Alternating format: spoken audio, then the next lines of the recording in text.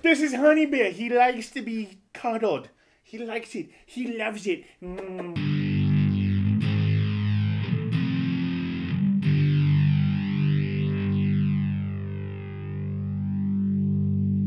Oh, we're filming. Sorry.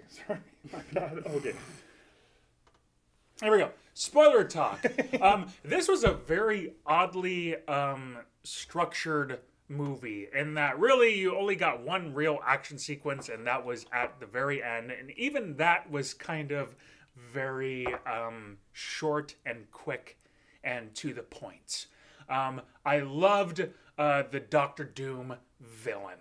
When they bring him back and he is so fucking just warped by this energy that has been absorbed into him by this over other dimension. An entire year. And you just have that silent walk through the corridors, and he's just making everybody's heads just explode.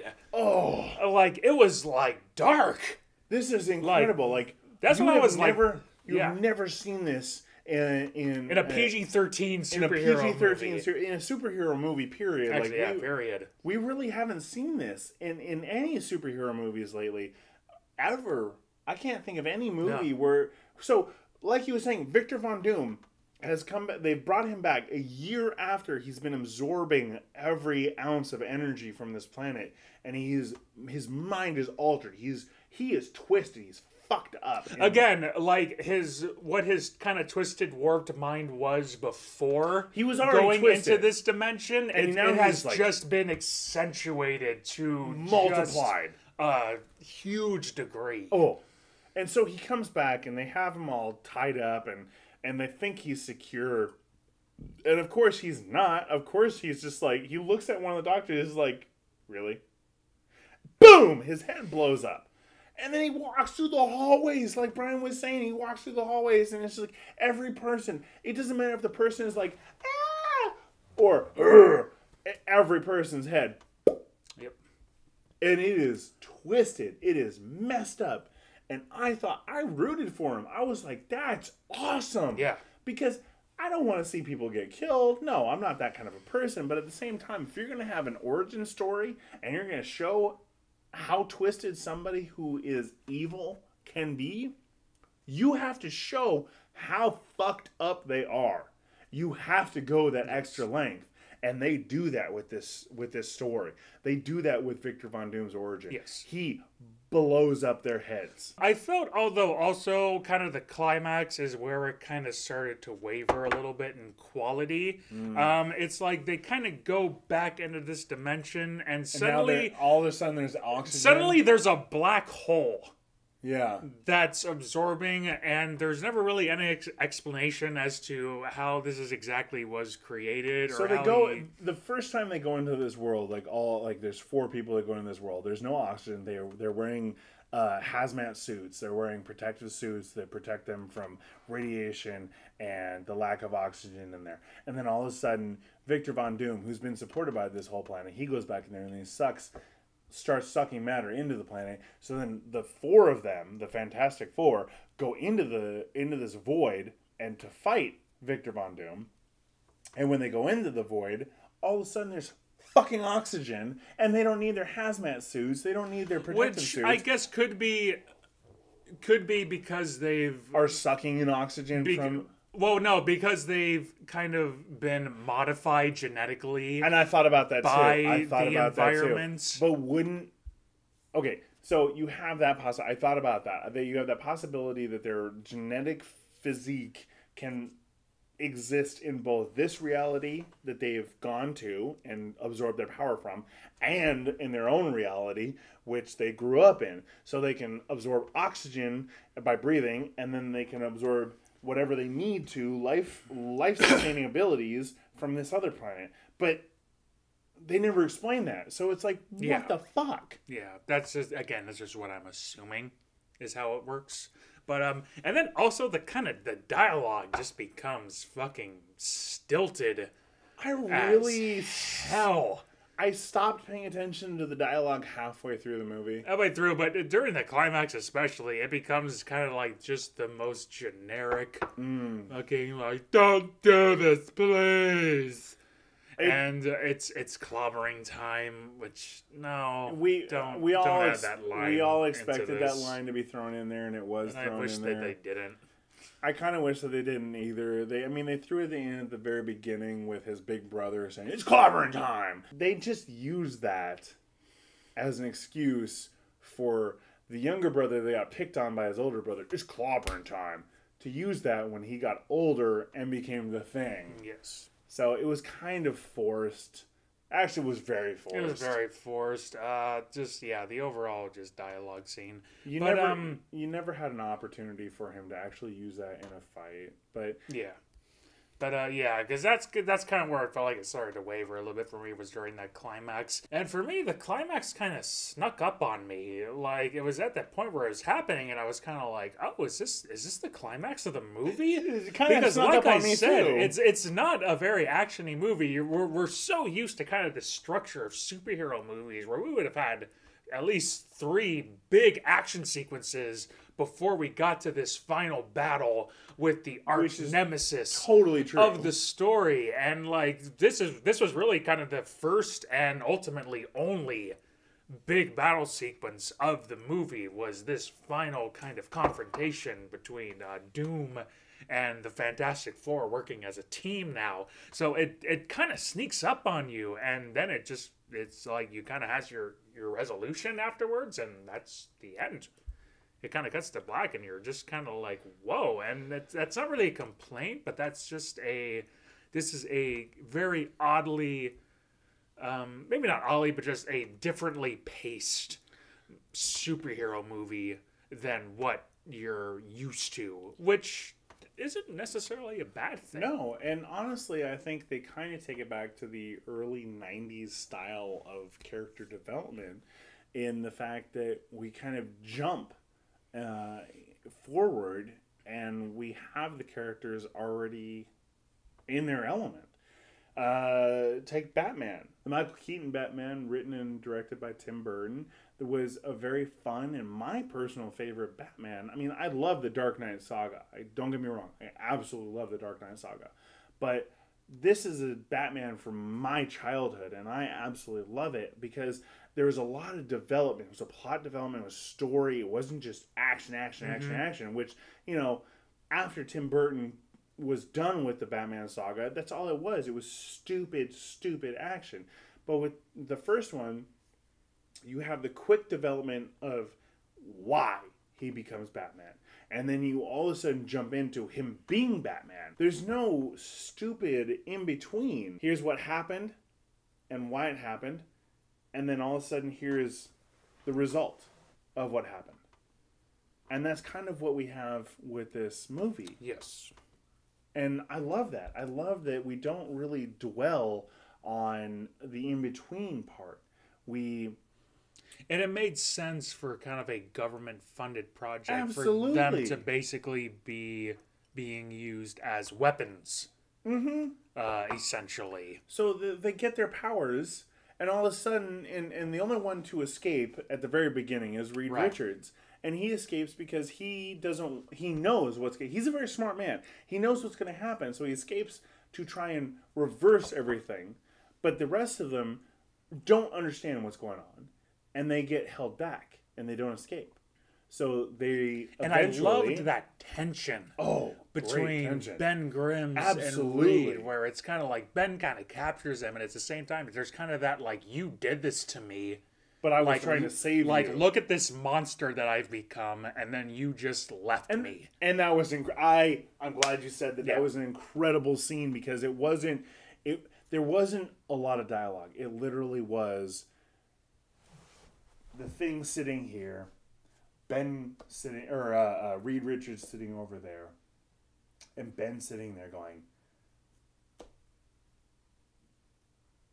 nothing. And then all of a sudden, Reed says, "I'm sorry, this is my fault. I did this. I'm trying to fix it." And Ben goes, "Yeah, same thing you said when you left. Look what you did." And that's it. And there's so much depth in that. Look at me. You did this. Exactly. And that's all that really fucking happened in the entire scene. Is he tells Reed to look at him and says, "This is what you did." And Reed just goes, "I did this to us. I did this to you. Yeah, I know. You said that the day you left." And it's just, the dialogue's a little stupid, but at the same time, it doesn't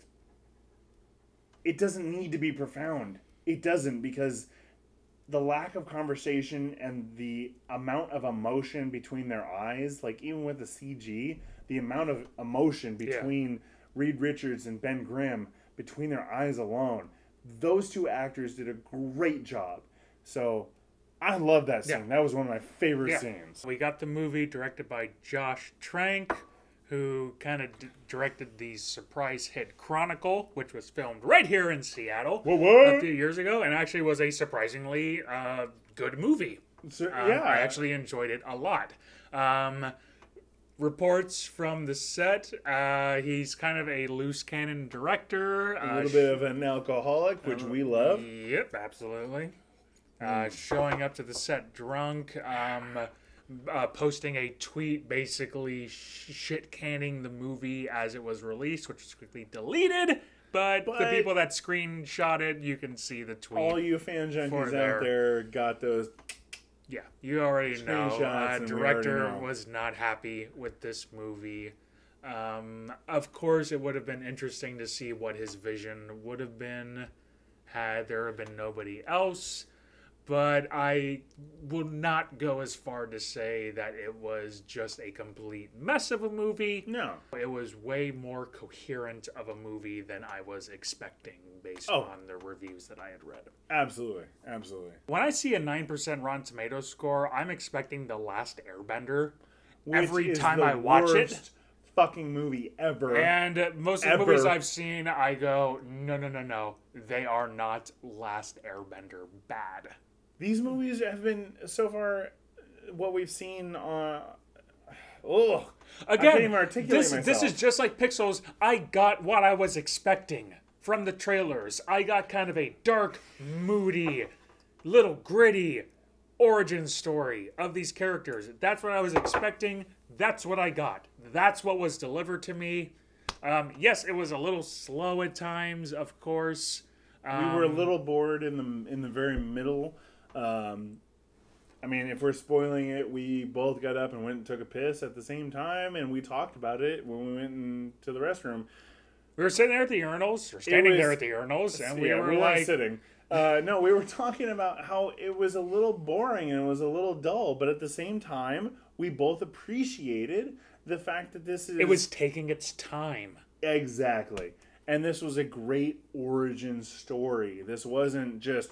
Bam, bam, bam, bam, bam, bam, bam. Action. Let's throw enough CG at you to make you forget about everything else. Exactly. And I'm sorry. After episodes 1, 2, and 3 of Star Wars, I'm sorry, I just watched those recently.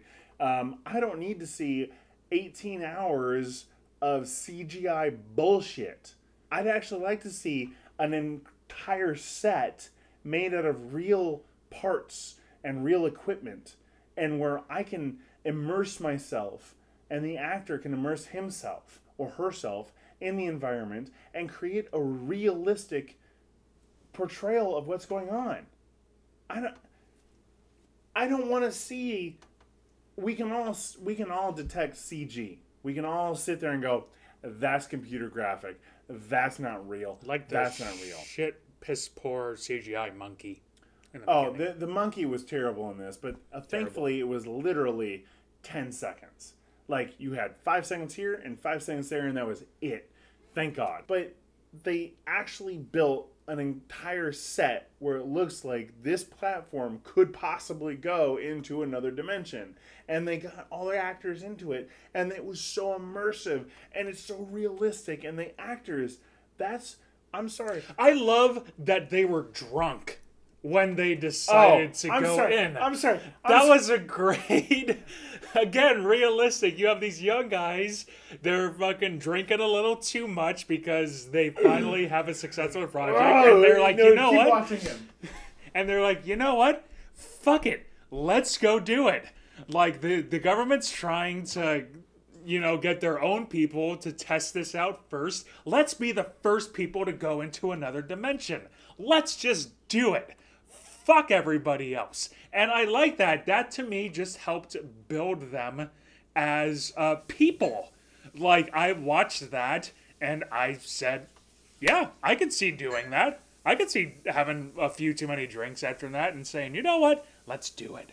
Let's just go in. We'll be there and back before anybody notices. I love the scene where the three of them, all of them are professors or doctors, or they're all super fucking smart, and they all get drunk.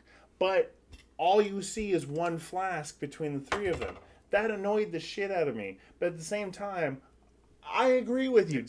It was fun. It was funny, and it was entertaining. So people have been kind of complaining, also with the reviews about how Ben Grimm's kind of gets shoehorned into this plot out of nowhere, and to me, that was exactly opposite the case. Him and Reed Richards from childhood. He had been helping him with this project, and now the project has finally come to fruition, and he calls him and he goes, dude, I want you to be here with me to be a part of this epic, just humanity, the goal finally being met. Human evolution changing event. To me, that made total sense. To me, that worked. If you're going to go to another dimension, and this is your best friend from childhood that helps you get to this point in your career, would you not want that person to be there? And he was a little drunk. And he was drunk. So he makes this drunk dial. He gets his best friend to come over. They actually go over to this alternate dimension. And then that's when shit happens. Now, I'm sitting there thinking, how the fuck is Sue Storm going to get her powers? Because all four of them are over there except for Sue. I thought what they actually did was really clever. Ben Grimm shuts his door, but then for some reason, mechanical error, the door doesn't shut, so it opens back up, and rocks fly in. And he's trying to shut the door as rocks are flying in. And then you have Johnny Storm, who he shuts the door, and it locks, but then the glass breaks, and fire flies in at him. Then Reed Richards, nothing happens to him. Everything's fine. Yeah. And Victor Von Doom has fallen into the green plasma, let's just say it's plasma, and is supposedly lost. Now, they are contacted to the station on Earth, and they're finally get a hold of anybody on Earth, and they're screaming for help. And who is it? Sue Storm. So Sue Storm is like, and as soon as they come back into Earth's dimension, the pulse of energy hits Sue Storm. I thought that was a very clever way of incorporating everybody, as opposed to the stupidity of having a space station where they're all on the space station and they're not protected by an eventual storm that they have mapped out mathematically, coherently, and inexcusably. Blah, blah, blah, blah, blah. Ooh, it's frustrating. Frustrating as hell. This was a much better story told plot, and everything, I think, in my opinion, is well better told and is more coherent and is more believable and is just a lot more fun overall and more enjoyable than any other Fantastic Four series, cartoon, or action I've ever seen. Which the movies set the bar pretty damn low there. The movies did set the bar. I mean, yeah, I guess we can just keep drunkenly rambling on about this, but overall, I'm at my point. We're both at our point. We enjoyed it for what it was. Again, like Pixels, we went in ready to hate it, ready to just. No, we were ready. Ready to just for an absolute shit show. We read the reviews, we heard everything, and we were ready to go along with everybody else. But of course, we like to go into movies open-minded. I rather enjoyed the movie. I really thought it was a very well done. Yeah, I did as well. I think based on what we were expecting to get, we were pleasantly surprised. Mm-hmm. It wasn't an overly long movie. It didn't drag for too long. No. There wasn't like these giant, just one mindless action sequence after another. It was just clean, well-paced. It was Let's just a get us very through. well-paced Let's film. just show all these characters. Let's introduce them all. And The plot let's development show was where they good. go It was next. solid. The storytelling was good. The script writing was pretty good. You guys might disagree. Comment below if you think anything different. Please comment below, because without you, we don't have anything to go on. So please let us know your comments. And as always, my name is Peter Tobin, I'm Brian Lawrence. and we'll see you next time.